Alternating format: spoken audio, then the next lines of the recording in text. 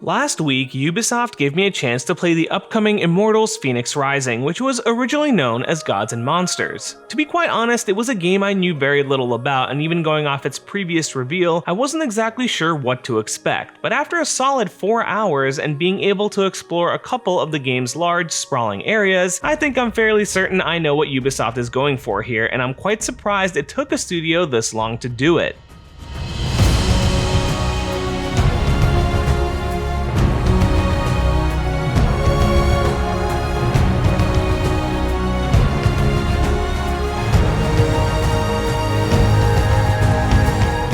Immortals Fenyx Rising is at best described as Ubisoft's take on The Legend of Zelda Breath of the Wild. It's not a reductionist comparison at all, because Nintendo's flagship Zelda title was clearly an inspiration behind a lot of the mechanics and gameplay loops that Immortals Fenyx Rising brings to the table, but I'll get into those a bit later. You chained me to this rock and fed my liver to an eagle. Out of love! What immediately caught me off guard was the tone and comedic take on the game's storytelling. The entire game is being recounted by Prometheus, who is serving his eternal punishment for stealing fire from the gods and giving it to humanity, thus ensuring their survival, while Zeus sits on and listens to the whole thing.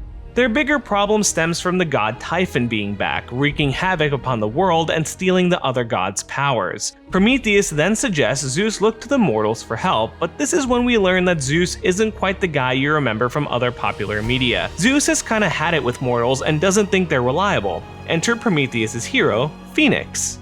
The 4-hour demo started me off from the beginning of the game, where I was able to create my own Fenyx with a relatively simple character editor and also give her a voice, since thankfully Fenyx is not a silent protagonist, and boy does she or he have a lot to say. Though that seems to extend to pretty much every character. As you play the game and accomplish various tasks, maybe come across a secret or even tame a wild animal, Prometheus and Zeus will usually comment on it in some sort of comedic way. Boring! Can we skip this part? I enjoyed it, though I do wonder how much that would grate on me 20 plus hours in. After the short tutorial section that has you exploring a relatively small island where you can gather your equipment, consisting of a short sword for quick attacks, an axe for powerful but slow heavy attacks, a bow for long-range attacks, bracers to manipulate objects, and of course wings to be able to glide around, you're then thrust into the game's massive open world, which in the full game will allow you to tackle it however you want. It was after collecting all the main equipment and upon reaching the game's hub, appropriately titled the Hall of the Gods, that the comparison to Breath of the Wild dawned on me. I'll give a brief example of each similarity, but right off the bat, the game has a huge focus on exploration, coming across secret locations, finding hidden collectibles, completing environmental puzzles, clearing out enemy camps, and more. On a surface level, those are core tenets that are shared between the two games.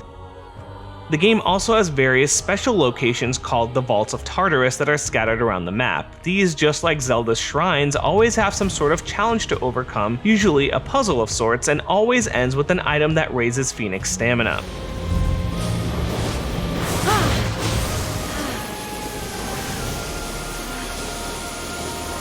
And just like Link had to carefully approach a wild horse in order to tame it and then be able to summon it and ride it anywhere, so too can Fenyx. I already mentioned gliding, which is a great way to reach locations quicker from a high vantage point, but Fenyx can also climb pretty much anything and heavily relies on her stamina to do so. What I'm trying to say is that if you enjoyed the core gameplay loop of Breath of the Wild, then you're certainly in for a treat with Immortals Fenyx Rising.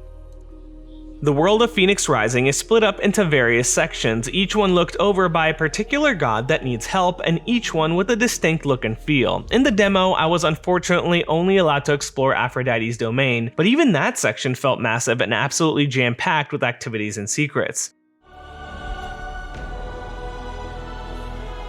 The Hall of the Gods.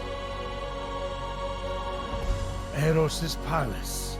Oh, I'm glad he finally got his happy ending. What I loved about Breath of the Wild was its restraint in giving the player too much info on their map, something a lot of Ubisoft games are guilty of. And while Fenyx Rising definitely does dot some points of interest, the rest can be discovered and subsequently marked by the player, meaning that your map won't just be filled with activities as soon as you uncover a new area. There's emphasis on making you whip out your spyglass and use Farsight and marking these locations yourself, and I absolutely love that.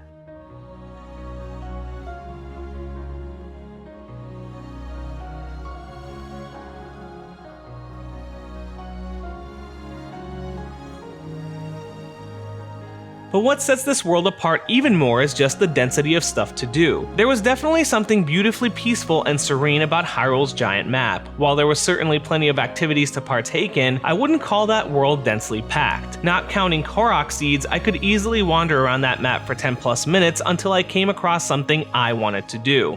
In stark contrast to that, Fenyx Rising's map seems jam-packed with activities to do, whether they're clearly seen from far away or need to be discovered. Then again, Ubisoft has mastered the art of ensuring players are always a stone's throw away of something to do in their open worlds, and Fenyx Rising certainly proves that once again. I know many of you were on the edge of your seats to find out whether the worst part of Breath of the Wild is also in Fenyx Rising, and I can assure you that no, weapons do not break. In fact, the game's inventory system is much closer to what you'd find in recent Assassin's Creed games. Each slot can be equipped with new items, which will visually change Fenyx's look, but also provide numerous bonuses. For example, the axe I chose to use provided a 40% attack buff for 6 seconds after a perfect parry. Even cooler, your proficiency with these items could be improved by leveling up at the Hall of the Gods, which is a system I really appreciated. That meant that instead of upgrading a single weapon only to later find a different weapon I liked better was never an issue. Upgrading your proficiency with axes, for example, raises the damage of every single axe you have in your inventory.